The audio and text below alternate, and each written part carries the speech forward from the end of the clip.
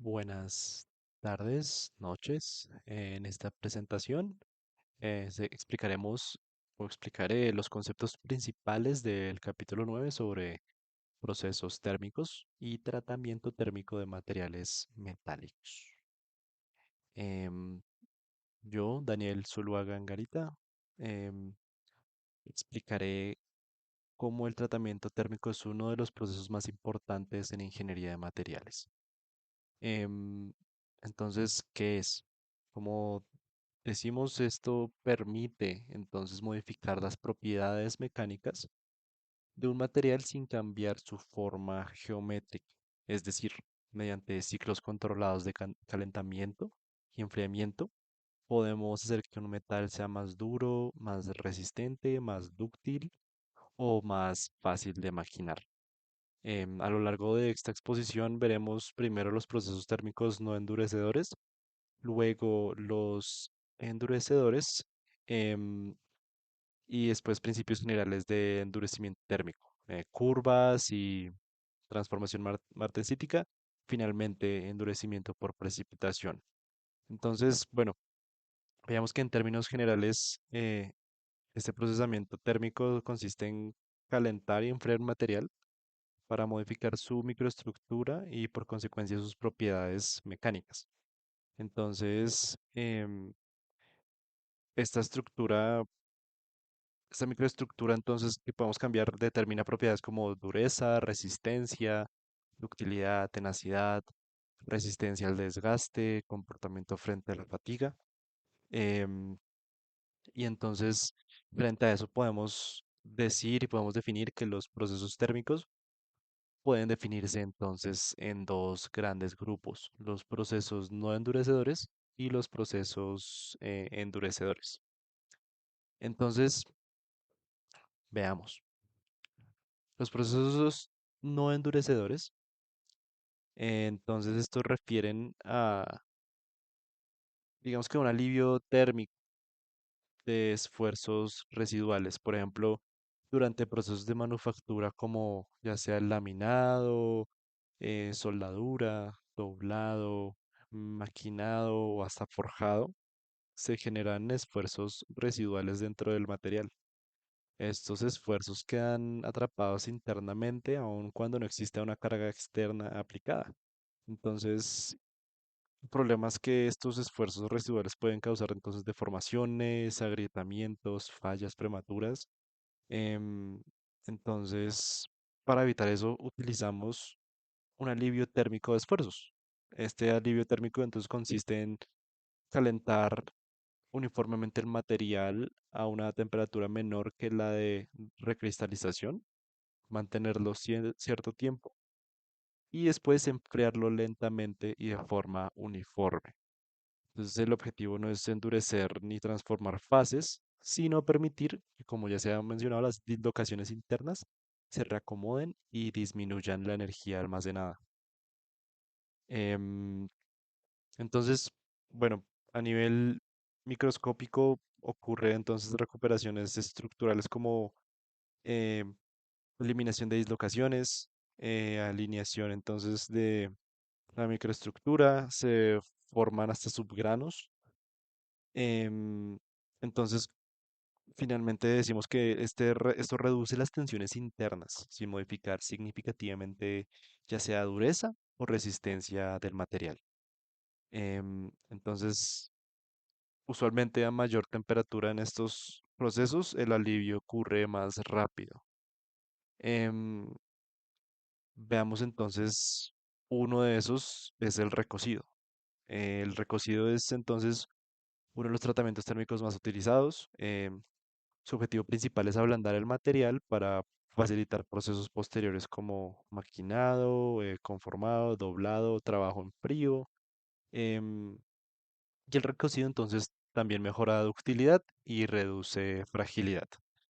Em, el procedimiento general consiste, como básicamente comentaba anteriormente, es calentar material, mantenerlo a cierta temperatura, en este caso se ve que es por 1 hora, y enfriarlo lentamente.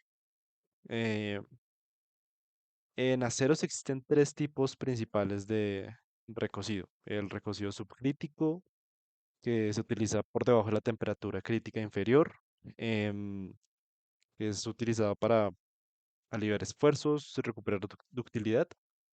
Otro tipo que es el recocido intercrítico, que se realiza en temperaturas críticas, que su objetivo es producir esferoidización de carburos. Em, esta estructura esferoidizada lo que hace es que posee una alta ductilidad, mínima dureza y excelente maquinabilidad. Y finalmente el recocido completo, que es el que se calienta por encima de la temperatura crítica superior para producir entonces austenita completa, que el resultado entonces es una estructura más uniforme y blanda. Em, Otro proceso, en este es otro tratamiento aparte de los de no endurecimiento, es la normalización o el normalizado. Este consiste en austenitizar el acero, mantenerlo a la temperatura, a esta temperatura y enfriarlo al aire. Entonces, como se ve, es un enfriamiento mucho más rápido. Entonces, como consecuencia se obtiene grano más fino, una mayor uniformidad y mejores propiedades mecánicas en cuanto a resistencia, dureza y maquinabilidad.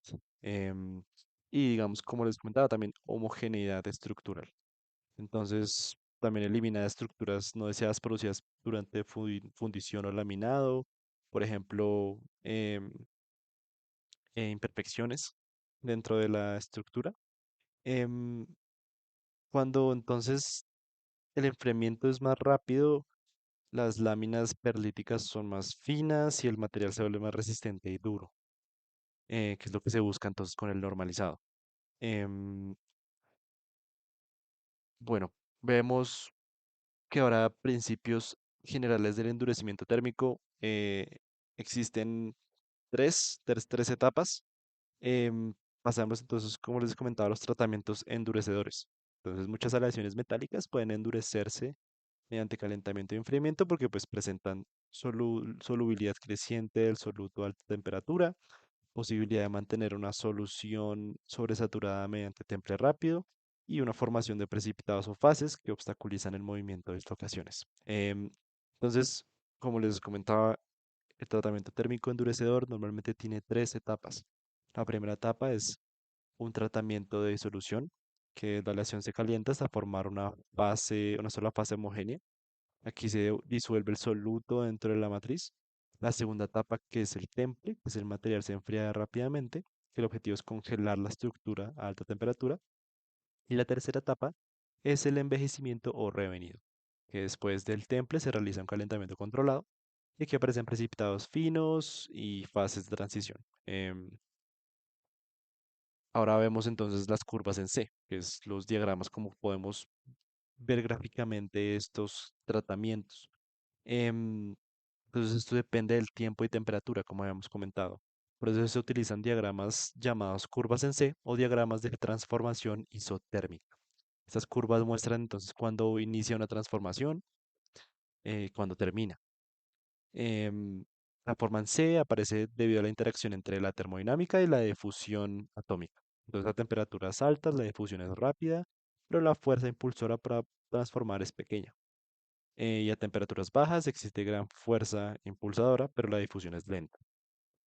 Entonces, si el enfriamiento es suficientemente rápido, decimos que se conserva la solución sobresaturada y puede obtenerse un endurecimiento máximo. Digamos que esto en cada caso se verá. Em, Ahora veamos otra cosa importante que es la transformación martensítica, que es una de las más importantes en ingeniería de materiales, que esta no ocurre por difusión a comparación de otras transformaciones, es una transformación por desplazamiento o cortante. Significa que los átomos se mueven de manera cooperativa y muy rápida.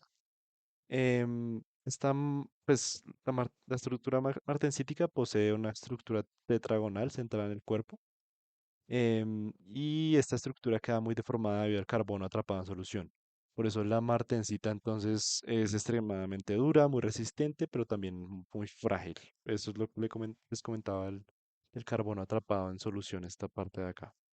Em, Bueno, veamos que entonces acá hay más estructuras cristalinas y finalmente iremos al endurecimiento por precipitación, que este mecanismo fue descubierto inicialmente en las lesiones de aluminio y cobre. Básicamente consiste en formar partículas extremadamente pequeñas dentro de una solución sobresaturada. Para que una aleación pueda endurecerse por precipitación se necesita mayor solubilidad del soluto a alta temperatura, posibilidad de formar solución sobresaturada y precipitados coherentes con la matriz. Ese proceso incluye entonces recocido por disolución, un temple rápido y un envejecimiento. Entonces, em, cuando los precipitados crecen demasiado, el material pierde resistencia. Finalmente, como conclusión, decimos que comprender todos estos procesos es esencial para diseñar componentes más seguros, resistentes y adecuados para aplicaciones industriales. Muchas gracias.